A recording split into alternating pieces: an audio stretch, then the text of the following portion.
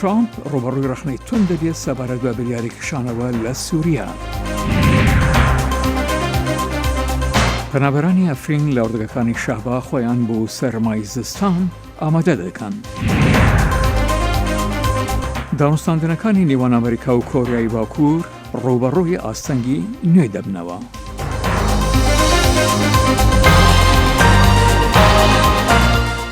تەماشاچی خۆشەویستی دەمەتان خۆش لە واشنگتنەوە خۆشاتنەوە ڕای بەرنامەی کورد کۆنەکشن ئومیدوارم دەمێکی خۆش وەلمان بۆنە سەر. سڵاو و ڕێزین گەرم هەر نەها سەرۆکی ئەمریکی پەیامێکی تویتەرەوە شاندیە تێدا پشتەوانیاخوا کوردان پشتڕاز دکە ئەو دە تویتەری خۆدا دەبێژە ڕەنگە ئەم دەپرۆسەی ڤەکێشانێدا بند سووریە لێ بچ شێوەی ئەم دەڤژ کوردان یان پشتاخوا نادن کوردان ئەو ملەتێک تایبەتە و شەڕڤانین جێهاتینە بە هەمان شێوەی ژی پەیوەندیامە بە تورکیا هەفبەندە ناتۆ و هەفکارە بازرگانی ئەمەیە گەلک خۆشە گەلک کورجی لە تورکیە هەنا. دەخێت هەروها لە تویتێکی تردا دەڵێت ئێمە تێدەگەین لە کاتێکدا تەنها 50 سەربازمان لەو بەشەی سووریادا ماوە و لەوێ کەشاونەتەوە و هەر شتێک کە پێویست نەبێت و یاخۆت شەڕێکی نەخوازراو بێتە ئاراوە دەبێتە وێرانیەک بۆ ئابۆری تورکیا و دراوی لاوازی تورکیا و ئێمە یارمەتی کورد بە چەک و دارایی دەدەین. بەڵێ ڕەگڤەدان و نەڕازی بوونین تند لە هەمبەر بڕیارە سەرۆک دۆناڵد ترامپ ji bo vekêşana hêzên Emerîkî ji Sûriya ji dostên wî yên nêzik derdikevin. Gelek dibînin ku ragihandina ji nişkê ya vekêşana hêzan ji Sûriya rêk xweş kiriye ji karekî serbaziyê Tirkiye re di Bakurê Rojhilata Sûriyê de. Duh li koşka spî rojnamevanekî pirs ji Serok Donald Trump kir ka çima ew pişta Tirkiya digire neya hevbendên Amerîka Kurdan di şerê Daeş de. Serokî got ew pişta çi leyana nagire lê tiviya şerê Sûriya zû bi dawî hatibe. Ev gelek salin em li Sûriyê ne diviya şerê li Sûriyê dem Kurd baye û gelek Kurd baye biçin wir û derkevin. Kurd dostên Amerîka di şerê herî xwînî da dibêjin careka dî Amerîka pişta xwe dama û xiyanet li me kir. Tirsawan ji dûbarebûna karekî diyê artêşa Tirkiyaya û hevbendên wê bi şêweyê karê wan li Efrînê. Amerîkan jî xayîne ji berê de xayîne û xiyanat me re kir û em careke dî jî firotin. Xelk hatin kuştin, jin hatin revandin û gelek xelk ji malên xwe revîn. Tirkiya bi şêweyekî nemirovane reftar li Efrînê kir. Em ditirsin heman karî dubare bike. Biryara şeva yekşem ya Serok Donald Trump piştî peywendiya telefûnê digel Serokê Tirkiya Recep Tayyip Erdogan bû cihê rexneya dost û neyarên Trump li nav û li derveyê Amerîka. Lê dengên pitir hatin bîstin yên dostên nêzîkî Trump û partiya wî bûn. Li Instagram piştevanê Serok Trump di piraniya siyasetên navxwe de di peyamekî Twitterê de nivîsandiye. Bi piştaxwedana Kurdan me peyamek herî xeter de. Amerîka ne cihê bawerê ye. Di peyamekî Twitterê de kira hemgotibû em ê li Kongresê biryareka dû partiyan pêşkeş bikin ji bo cizakirina Tirkiye eger Sûriya dagîr bike û em ê daxwaza ragirtina endametiya wê di NATO de bikin eger êrişî hêzên Kurdan bikin ku alîkariya Amerîka kiriye di şerê ji navbirina xilafeta Dewleta İslamî Daeş de. Diyara Serok Trump hindek caran sebir namîne yan bala xwe nade ser ragirtina serkeftinê. Gelek caran me serkeftin li Rojhilata Navîn bi dest xistine û me jê ra gelek zehmetî dîtine. Lê me karek baş ji bo ragirtina wan nekiriye. Pentagon Wezareta Berevaniya Amerîka di vê navberê de asê me ew dibêje ew piştevaniyê li karekî çekdariyê Tirkiya di Bakurê Sûriya de nake. Diyara rexne û nerazîbûnên li hember biryara vekêşana serbazên Amerîkî ji Sûriya hinekê Serok Trump paş vekişandiye. Wî gefin wêrankirina aboriyê Tirkiyadan eger hêzên wê her karekî bikin sunûrê xwe derbas bikin. Ez bawer nakim em dê rewşeke baş de bin gefan lê Tirkiyê bixwin û ka çawa toleyan ji hev bistînin. Girîng e bi hevkarî li erdê kar bikin û cudahiyan nehêlin. Televizyona Sûrî îro sêşembê vîdyo weşandine dibêje hêzên Tirkiya dest bi operasyonê xwe kiriye û derbasî parêzgeha Hesekê bûye. Lê Wezareta Berevaniya Tirkiya dibêje wê amadekariyên operasyonê kirine. خەڵکی باژارۆکێ تل ئەبیض jî لە نێزیک سنوورê Tirkiya ku serbazên Amerîkî ji bingehê xwe li wir vekişane xwe pêşandan kirine. Tirsa karbidestan li Pentagon ew e komela tundrêya Dewleta İslamî Daeş ku dijmina hevpişka Amerîka, Tirkiya û Kurdan e delîveyê bibîne û careke dî serî helde. Ajansa Hawarçûnê ya Nifneteweyê jî dibêje renga nêzîkî 300,000 kes derbeder bin eger Tirkiya êrişekê bike wê herêma Bakur û Rojhilata Sûriye. Egerçî karbidestekî rêveberiya Serok Donald Trump gotiya dengê Amerîka ku biryara serokî nehelkirina lampê keska ji bo operasyoneka Tirkiye. و گروپێک لە شەربانانی کۆن و شەربانە بریندارەکان کە لە شەڕی دژ بە دەوڵەتی ئیسلامیدا بەشدار بوونە لە بەرامبەر نیوسنگەنەتەوەی گرتوەکان خرب لە قامشلو خڕبوونەتەوە و بە بەرزکردنەوەی دروشم و شەرمەزارکردن و تاوامارکردنی هەڕەشەکانی تورکیا. ئەو دەبێژن وان پارچن لاشی خۆ قوربانی وی شەڕیکردنە و دەبێت جوواکە نیفنەتەوەیی بێدەنگ نەمینە و هەلوەستێکی لە هەمبەر حکوومەتە تورکیا وەرگرە. Roja sêşemê bi sedan birîndarên hêzên Sûriya Demokratîk ên got di şerê li dijî Daişê de birîndar bûne meşek protesto li dijî gefên dewleta Tirkiyayê li Qamişloyê li dar xistin. Bi duruşmeya em gaziyên şer ên Bakur û Rojhilatê Sûriyê ne parêzvanên Bakur û Rojhilatê Sûriyê ne. Li ber stada şehîdên duwazdê adarê ya Qamişlo civiyan û berê xwedan navenda netewên yekbûyî ya bajarê Qamişloyê dagogefên dewleta Tirkiyayê li dijî herêmên wan şermezar bike. Birîndarên şer bi duruşmeyên şermezarkirina gefên Tirkiyayê berz kirin û anîn ziman got ji bo wefadariya welat û hemû mirovahiyê wan perçeyên laşê xwe dane û divê civaka navneteweyî ji bêdengiya xwe derkeve û helwesteke ciddî beramberî gefên dewleta Tirkiyayê bidin. Ehmed birîndarekî Hesedê ye ji dengê Amerîka re dibêje gowan li tevahiya axa Sûriyayê şer kiriye û ji ber got Sûrî ne û tekez kir got tevî birîndariya xwe wê şer bike û parastina herêma xwe bike. Em birîndarên şer li Bakurê Sûriyê me li ser axa Sûriyê şer kir û li ser hemî astan berevaniya ax û xelkê xwe kir.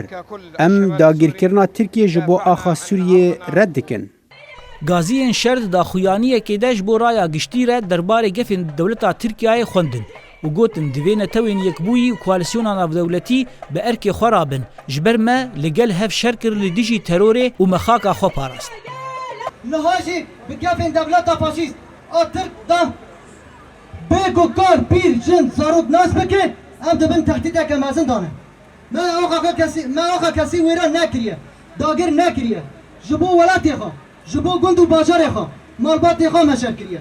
Hûn jî weke netewên yekbûyî arîgeriyên kesê mexdûrin. Em bê wîsa nas dikin. Cardin em hevîdarin ku hûn bi rewşa gerra axa me ku rûriye em dizanin saziyên mafê mirovan ên ku piştgirtiya mafên mirovan dikin jî girêdayî wan e. Hûn hemû faşîzma Erdogan û berhamayên Daişê dizanin ku çi ne. Hêjaya gotinê ya guhêzên Sûriya Demokratîk li şerê Daişê de li ser herêmên Bakur û Rojhilatê Sûriyê zêdetirî 11,000 şehîd û zêdetirî 22,000 birîndar dane. Ji wan zêdetirî 5,000 kes goneha astendarin. Zana Umer dingê Amerîka Qamişlo. بە چوونەسەرەوەی پلەی سەرما پەنابەرانی ئەفرین کە لە ئوردگەکانی شەهبانیش دەجین خۆیان کاروبارەکانیان لە سوودەگرن لە ڕێگای دروستکردنی دیواری بەربەست لە دەرەوەی دەوارەکانیان بۆ پاراستنی خانەوادەکانیان لە باران هەروەکو پامنیرمان لە شەپاوە ڕادەگەینێت ساڵی ڕابردوو ئەوەیان نەکردبوو بۆ ڕوبەڕووبوونەوەی زستان هەر لەبەرەوە زۆریان بۆ سەخت بوو بەهۆی سەرما و باران. بنێزیکبوونا دەمساڵە زستانê را derbiderên Efrînê li kampên herêma Şahba hazirtiyê dikin, daku xweşişilî û sermaya zivistana duyê biparêzin. Derbider bi çîment û çend kelpî çandûra çadiran digirin û dikin sewkî. Her wiha zemînê dûz dikin, daku ava baranê dibin ra neherike. Solê çûme hazirtiyê jivistonê nekirin, baran hate binme. Binme şil bû, زۆری me cemidî serma pir bû. Hî sol me re çement wanîn, hot wanîn, me hazirtî xwe kirin, pêşinde de beriye em jivistonê kevin, em ê hazirtî xwe dikine. Menê sibe de ov netê bin me, em necebidin, zorî me nexweş nebin. شارەداریە کامپێژی لە کێلەکە چێکردنا ڕیان و ئاڤرێژان یەدەکێن پێویست دستینە و دەستەکێ ددە دەربدەران داکۆ بە دەرفەتên heyî berî zivistanê dûra çadiran bigirin lê hîn jî astengî hene. Ji bo hew xêmê rizîne hew xêmê dikeve ket hikûmê di solam li biderêne teban xêm hinek rizîne hinek qulbîne hinek diryane em wan jî mihale dikin çareser bikin xêm jî di destê me de kêmin yani wa azilî gemkê bi ser xêmê din hinkî dest me de pir kêmin yani em bi wê jî ban munazemê nav netewî dikin ganibin hinkî bi azila bi xêma bi merv alîkar bin. Li Efrînê xwedîxanî û malbûn bi ked û cefa salan ava kirin. Lê êrişa Tirkiye bi ser herêma wan de ew ji axa pîr û kalan derbeder kirin û bûne sêwiyê cihûwaran. Biçûk û mezinên xwe derbeder destekê didin hev da ku zûr û zehmetiya jivistanê kêm bikin. Bir jî xêmo hazirî xwe dikin pêşî zivistanê mane em xwe neheyîrin. û em îke heta re binê heta dara ketî berî ku be Xwedê heye em dixwazin em bigerine ciwarê xwe êgeberê me çêkirê û her kesek vegere ciwarê xwe û be mesele qut be êdekanî Xwedê heye em ê benî Xwedê bigirin îşallah em ê vegerin û em ê serkevin wekî berê wên zêde. Zivistanek çû û yeke din tê zivistan mîvanekî bargiran li ser gelê Efrînê ku ji ber êrîş û desedanîna Tirkiye ser herêma wan derbiderin. Efrînî di rewşeke dijwar de dijîn kal û pîr dibêjin tenê umîda veyerê van astengiyan sivik dike. Newrûz Reşodengê Amerîka Şehba. ماوەی چەند ڕۆژێکە هاوڵاتیانی عێراقی ڕژاونە خیابانەکانی بەغدا و شارەکانی تری عێراق بە هۆکاری ئەوەی ئاخۆ بە دوای گۆڕانی ڕژیمەکەدان یان گۆڕانی بنەڕەتی لە سەرپای سیستمی بەڕێوەبردن و حکوومەت و نەهێشتنی گەندەڵی و باشکردنی گوزەرانی ژیانی هاوڵاتیان. دکتۆر عادل نووری چاودێر و ئەندامی پێشووی پەرلەمانی عێراق لە ڕێگای سکایپەوە ڕاستەخۆ لە شاری سلەیمانیەوە لەگەڵماندایە تا بزانی ڕوانینی ئەو چییە. دکتۆر ئەم کاتت باش و سوپاس بۆ بەشداریکردن لە کردنشینی ئەمڕۆمان. ئیوە چۆن دەڕوان ئەم بارودۆخە و هۆکارەکانی؟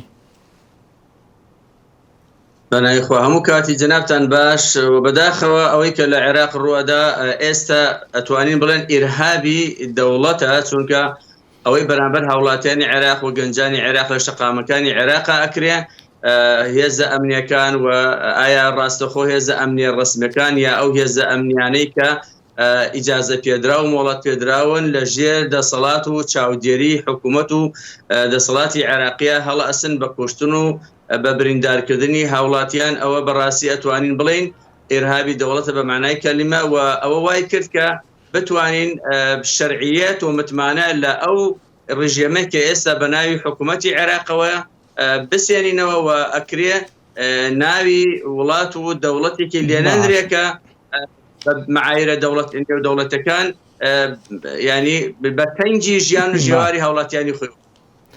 دکتۆر حکوومەت و کاربەدەستە باڵەکان هەندی بەڵێن و بریاریان داوە تا چەند ئەوانە شیانی هەیە کار بکات لەسەر هێوێنکردنەوەی شەقامەکان؟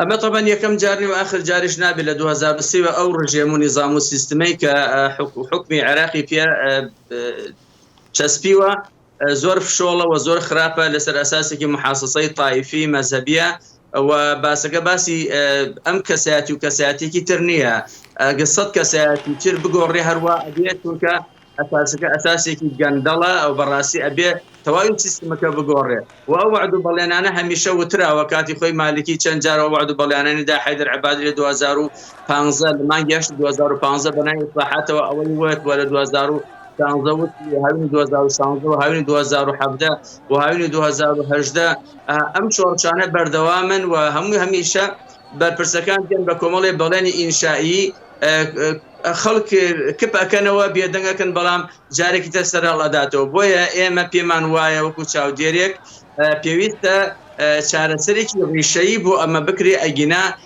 دەیەها جار و سەدان جاری ترش گەنجەکان دێنە سەر شەقام و بە تەئکید نابێ و بچێتە سەر و ئەبێ کۆتاییەک بۆ ئەما بێ. من پرۆژەیەکم هەبوو دوێنێ شەو پێشکەشم کرد بۆ سێ سەرۆکایەتێکەوە لە گروپە گرنگەکانە بەڵام کردەوە ئەبێ بەڕای من باش بەڕای من ینی چۆن چارەسەرەکرێ بەڵێ دکتۆر ئەم خۆپیشاندانانە بۆ هۆکارانە بوو کە لە پێشەوە باسمان کرد و یاخود وەکو کینایە فالح الفەیاز دەڵێت سەرۆکی حاشیە شیعبی و ڕابشکاری ئاسایشی نیشتیمانی گوایە کەسانی لە پشتی ئەمە بوون و بنیازی ئەوە بۆ نام حکوومەتە بڕۆخێنن. خۆ حکوومەتە دەبێ بڕوخێ هەرکەس پاڵی پێوەنی هەرکەس لە پشتی ئەبێ بڕوخێ چونکە ئەو فاسدە حکوومەتێکی فاسدە فالح فەیاز خۆیەکە لەو کەسانێکە لە 2023ەوە لە کاتی مەجلیسی حکومە خۆی بەشێکە لە قەیرانەکان و لەژێر چەتری ئەوە لەژێر چاودێری ئەوە خەڵکە ئەو کوژدێ بەداخەوە قەتڵ و عام ئەکرێ بەڵێ بە تاکید ئەبێ ئەو نظامە بگۆڕێ هەر کەسێکی تریش بەرژەوەندی لەگەڵ ئەوە بێ ڕژەم بگۆڕێ ئایا دەرەکی بێ ناوەکی بێ ئەوکەیفی خۆیەتی بەڵام پێویستە ئەو ڕژێمە بگۆڕێ و پێویستە دەوڵەتی عێراقی گرنگی بە ژیان و ژێواری هاوڵاتیان بدا لە ئێستادا هاوڵاتیانی عێراق بەسیترین و سادەترین مافەکانیان بەرجەستە نەکراوە دابین. زۆر بە کورتی میدیەکان چ ڕۆڵێکیان بینیوە چی لە جۆشدانی خۆپیشاندانەکان و یاخود لە هێوانکردنەوەی میدیا بەداخەوە ئەو میدیانەی کە سربەخۆن یا تۆزێک بەشوێن ڕاستەکان و حقیقەتەکانە ئەگەڕێن ئەوە داخران خۆ دەزانی پەلامار دران و سووتێنران و داخران و چەند میدیاکار شەهید بوو و بریندار بوو و گیران بەڵام بەتەکید ینی ئەوە چارەسەر نییە بۆیە من دوێنێ پرۆژەیەکم بۆ یەکەم سەرۆکی کۆمار پێویستە بەڕای من سەرۆکی کۆمار پەرلەمان هەڵوەشێنێتەوە و داوا بکە بۆ هەڵبژاردنێکی پێش کاغدەمان تەواو بوو. دکتۆر عادل نووری چاودێر و بە هەروەها ئەندامی پێشەی پەرلەمانی عێراق زۆر سوپاس. سپاس بە جەنابیشتان. لە باژارێ سلێمانی کێمانیên ئۆلی و نژادیên عێراقی گەهانە هەف دەرێخستنەکێدا لە ژێرناوی gelek rengiyan niştîmanî û dibêjin kêmanî bi hev re hevkarin li daxwazên xwe de. ئێرە بارەگای ڕێکخراوی نیشتیمانی هەمەجۆرە لە سلێمانی سەرپەرشتیاری ڕێکخراوەکە ئەحمەد کەتووە کە پیاوێکی چەرکەسیە. چەرکەسیەکان بە ئەسڵ قەوقازین و لە ساڵی 1964ەوە کاتێک رووسیا هێرشی کردە سەریان لە قەوقاز کۆچی بە کۆمەڵیان بۆ تورکیا کرد و دواتر عوسمانیەکان بەسەر تورکیا و عێراق و ئەردەندا دابەشیان کردن. خۆی چەرکەس شێوەیەک چەرکەس نییە خۆی ئەدیگە هەیە داغستان هەیە و چوچانی هەیە ئەمان هەمیان ئەلێن بۆیان چەرکەس تقریبا نزیکی یعنی ئەوەی ئحسای دەقیقمان نیمانە بەڵام وەک تەقاریر ئومە متحیدە لە 96 ئەلێ 15,000 15,000 ئێستا بە حدودی بلێ 30,000 دەرەچن. ڕێکخراوی نیشتیمانی هەمەجۆر نوێنەری کەمینە ئاینی و نەتەوەیەکانی تێدایە لە نێو بارەگایم ڕێکخراوە نوێنەری کەمینەکان کۆ دەبنەوە و گرفتەکانیان تاوتوێ دەکەن. عێراق چەندین کەمینەی ئاینی و نەتەوەیی تێدایە وەک چەرکەس، سابیئە، مەسیحی، کاکەیی و یەزیدی و چەندین پێکاتەی تر کە پەیوەندیەکی توندوتۆڵ لە نێوان چالاکوانەکانیاندا هەیە. ئێمە تا ڕادەیەک چالاکوانەکانیان یان کەسایەتیەکان لە ناو پێکاتەکانە و کەمینەکان بەتایبەت کەمینە ئاینەکان لە کەرکووک پەیوەندیمان زۆر باشە لە بۆنە و مناسەباتەکانە پیرۆز بەیان لێ ئەەکەین هاتوچۆ یەکتری ئەەکەین تا ئاستێکی باش پەیوەندیمان باشە ئەوەی ئەمێنێتەوە لە دەرەوەی پەیوەندیە کۆمەڵایەتیەکانمان و ڕێزگرتن لە یەکیش ئێمە هەمیشە لە مەحافلە کۆمەڵایەتیەکان نا بەڵکو محافلی ئیداری و سیاسیە هەمیشە بەرگریمان کردووە لە یەک کۆک بینێ لەسەر پارێزگاریکردن لە مافەکانی یەکتر. ڕێکخراوی نیشتیمانی هەمەجۆر ماڵپەڕێکی تایبەت بەخۆی هەیە و چالاکی کەمینەکانی تێدا بڵاو دەکاتەوە هەروەک بارەگای ڕێکخراوەکەش بە وێنەی کەسایەتی کەمینەکان ڕازێنراوەتەوە. پیاو ئەمە جلیانە گرنگترین شت لە جلی چەرکەسان ئەم قەڵبەقەیە قەبلەقە لێم بۆی ئەم قامەیە ئیتر ئەتیادی ڕۆبێکە ئەم قایشەتیایە و ئەمانەش کاتی خۆی هینیان تفەنگیان شیشەخام بوو باروتیایە یعنی عیتادە با بلێن ئیتر ئەمە جلی چەرکەسە ئەمە جلی چەرکەسە جلی ئافرەتان ئێستا لێرە نیمە بەڵام جلێکە زۆر ئەوەش جلێکە نایبە گرفتی کەمینە ئاینی و نەتەوەیەکان لەوەدایە زۆربیان دانیشتووی ناوچەکانی کەرکووک و دیالە و سەلاحەدینن ئەو ناوچانەی کە بە گۆڕەپانی شەڕی تایەفی و مەزهەبی ناسراون بۆیە پریشکی ئاگری کێشەکان بەرەوە نیشکەوتووە دڵشادە نوار دەنگی ئەمریکا کەرکووک لە پەراویزی پێشەنگای پەرتووک لە دیاربەکر هەروەها شەشمی خەڵاتی هۆنراوەی ئەرژەنئاری پێشکەش کرا مرادێ مەردان بۆ پەرتوگەکەی کە بە ناوی رادیۆشۆیە خەڵاتەکەی وەرگرت. پشتەوانی دۆزا کوردان ئیسماعیل پشکچی ژی هات خەلاتکردن لێ بەشداران رەخنا لە ڕێخستنین کوردان گرتن ji بۆ و پشتەوانی لەبەرەکانی نەکریە. Encamê pêşbirka helbestê a arjenarî diyar bû. Ciwanê Kurd Miradê Miradan bi dosyeya Radîşo bû yekemîn. Bernama xelatayînê di pêşengeha pirtûkan da li dar ket. Xwişka arjenarî Necla Arî behsa giringiya pêşbirkê û helbestên arjenarî kir. Wê got ji bo rûmeta arjenarî divê piştgiriya ji bo pêşbirkê zêdetir bibe. Miradê Miradan xelata xwe ji destê helbestvan berkembereh girt û hestên xwe ji bo me wiha anî ziman. Xelata arjenarî ji bo min pir girîng bû dema helbestnivîsandina Xwedê jî arjenarî min pir dixwand û heta ji sêm hat bixwist ku ez jî diryavî de herim wek wî kurmancî di helbestê de berz bikim û riya kurmancî bavşûnim. Hiç xwist ku hişê xwe derî Kurdî timamî bikim bە Kurdî û dest bi karê helbestê bikim. Helbestvan berkembereh jî bang li xwendekar û weşanxaneyên Kurdî kir ku li pêşbirkê Xwedê derkevin. Helbesta modern a Bakur de rasî stûneke gelekî qahîn û dikare rêl ber gelek kesên din veke. Qîmetdayîn û Xwedî lê derketina vê pişbirkê ku mixabin kekane pêşbirka şerî a li Bakurê divê sersarî çênebe. Ez jî wek dostekî hevalekî arjenarî gelekî xemgînim û bang li hemû kesî dikim ku sala bê ve gelek qedr û qîmetê bidin vê pişbirkê û alîkariya şe'ra Kurdî bikin. Xelata rûmetê a îsal dan nivîskar civaknas İsmail Beşikçi. Birêz Beşikçi xelata xwe ji destê şaredarê Amedê êşkar hat dûrxistin Selçuk Mizraklî girt. İsmail Beşikçi di axaftina xwe de balê dide ser xetereya li ser zimanê Kurdî û hişyariyek dide. Dema ku zarokên Kurd li kûça û kûlanan dileyîzin bi hevdûra bi zimanê Kurdî neaxivin û nedin û nestînin, Kurdistan dibin xeteriyek pir mezin da ye. Ji bo zîndîbûna zimanê Kurdî û vejandina wî hewildaneke pir mezin divê. Karê herî giring yê li pêş Kurdan divê ev be. Şaredar Selçuk Mizraklî jî li ser qayûman helbesta arjenarî a efendîno xwend. Şîrî var efendîno. Ez dixwazim bi hevûka efendiyo ya arjenarî bersivekê bidem qayûman. Hûn ê biçin. Hûn ê pişta stûyê xwe bixwînin û biçin. Xecî Canfarxîn, dengê Amerîka, Amed. Danûstandinên navokiyên Amerîka û Kurya Bakur careke dî ji nav diçin piştî Pyongyang bi tûreyî ji danûstandinan derketî û gazinde xistî stûyê Washington.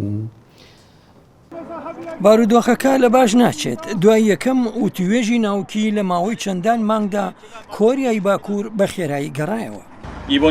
ڕاوەستانی دانوستانەکان بە هیچ ئاکامێک هەموو بەهۆی ئەو ڕاستەوەیە کە ویلایەتە ئەمریکا واز لە ڕوانگە و ڕەفتاری کۆنی خۆی ناهێنێت. بەڵام ئەوەی نوێ نییە ئەوەیە. دانوستانکارانی کۆریای باکوور بۆ چەندان ساڵە هەوڵیان داوە باڵا دەستی پیشان بدەن بەوەی ئەوان لە توێژەکان بکشێنەوە. ئەوەی لەم هاوکێشەیەدا نوێیە ئەوەیە. سەرۆک ترامپ هەتا ئێستا دوو جار لە توێژەکان لەگەڵ کۆریای باکوور کشاوەتەوە. یەکەم جار بەر لە کۆبوونەوەی لووتکەی بەرایی لەگەڵ کیم جۆن ئون بوو. من بڕیارم داوە کۆبوونەوە لوتکەیەکەی 12 مانگی حوزەیران لە سنگاپور هەڵبوەشێنمەوە. And they want to take some place out of Donald Trump's own playbook. ئەوان ویستیان هەندێک گەمەی هاوشەوەی دۆناڵد ترامپ بکەن بە واتای ئەوەی کە ئێمە دەستپێشخەری دەکەین. ئێمە لە هانۆی سوکایەتیمان پێکرا جا لە پێناو پاراستنی ئابڕووی سەرۆکایەتی باڵامان باڵوەسکی میۆنگیل ئامادە بۆ ئەوی سوکایەتی بە ئەمریکایەکان بکات و هەمان ڕەفتاریان بەرامبەر بکاتەوە. چەند هەفتەیەک دواتر ترامپ لەگەڵ کیم کۆبووە، بەڵام لە دووەمین کۆبوونەوەی لوتکەییان لە هانۆی ترامپ بە زوویی کیم جۆنگ ئونی بەجێهێشت. کیم گەشتێکی نزیکەی سێڕۆژی بە شەمەندەفەر کردبوو، ئەو کارەی کۆریای باکوور بە سوکایەتی پێکردن تێڕوانی کاتێک ترامپ کۆبوونەوەکەی هەڵوەشاندەوە. پێشنیازی سەودایەک بە کۆریای باکوور دەبێتە سەرکەوتنێکی سیاسی بۆ سەرۆک ترامپ. لە ڕاستیدا هەر بۆ یەکیم جۆنون هەوڵ دەدات گەمەیەکی قورس بکات ئەو کاتیەوەی کە پرۆسەی تۆمەتبارکردنی سەرۆک ترامپ بەرەو پێش دەچێت. کۆریای باکوور هەوڵی بەدەستێنانی سازشی زیاتر لە ترامپ دەدات. ترامپ گوتوێتی ئەو سازدانی کۆبوونەوەی چوارەمی لەگەڵ کیم دەوێت، بەڵام لە ئێستادا هەندێک لەوە دەترسن خواستی ترامپ بۆ ئەو کۆبوونەوەیە کۆت و پەیوەندی دانوستانکارانی ئەمریکایی بکات. بە بڕای من مەسەلەکە لێرەداوەیە کۆریای باکوور دەیەوێت ڕاستەوخۆ مامەڵە لەگەڵ ترامپدا بکات. ئامەژ زۆر ئاشکرایە. لە ئێستادا کۆریای باکوور دەڵێت هەنگاوی داهاتوو لە ئەستۆی ترامپدایە. لەو کاتەی شاندی کۆریای باکوور بەرە وڵات بەڕێکەوتبوون نێردەی باڵایان ئاگاهیدا لە کاردانەوەی چاوەڕوان نەکرا و ئەگەر وڵاتە یەکگرتووەکانی ئەمریکا بە زوویی رازی نەبێت. و سەرۆکی ئەمریکا دۆناڵد ترامپ تاوانباری نانسی پلۆسی وتەبێژی ئەنجومەری نوێنەران دەکات بە تاوانی گەورە و تەنانەت خۆفرۆشتن لە کاتێکدا یاسادانەرانی دموکراتەکان لە لێکۆڵێنەکاندا بۆ سزادانی ترامپ بەرەو پێش دەچن. ئاستی ئەو تاوانانەی کە ترامپ لە تویتەکەت ئاماژەی پێ دەکات ئەوەی کە لە ڕۆژ یەکشەمە هەمان شێوەیە کە دەستوری ئەمریکا ئاماژەی پێ دەکات بۆ لادانی سەرکۆمارێک لە پۆستەکەی. ترامپ ڕخنەکانی بەرامبەر بە ئادام چیف دووبات دەکاتەوە کە بەرپرسە لە لیکۆڵینەوەکانی سزادانەکە. بەلەجانب چەندێکی ئەمتێن دمەحیا بەرنەمەخوا هەتا ڕۆژە ئەینی زیدەتر بابەتی نەک و تایبەت جی بابەتی گەرمن ڕۆژێ تورکیا و مەسەلا سووریا و بڕیارەتی ئەمریکی و هەلبەت خۆپیشاندانی عێراقیژی ئەمی ڕوومان بکەین. تا بەڕەمای ئایندەمان شاد و سەرفراز بن. ببینە خۆش.